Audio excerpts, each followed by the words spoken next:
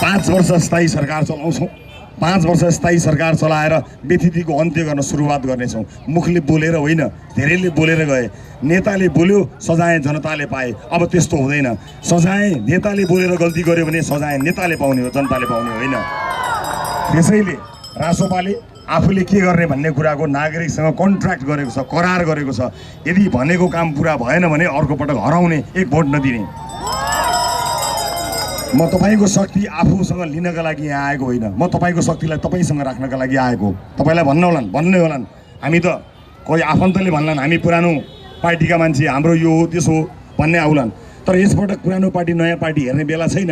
यो समय इतिहासले मागेको बेला हो।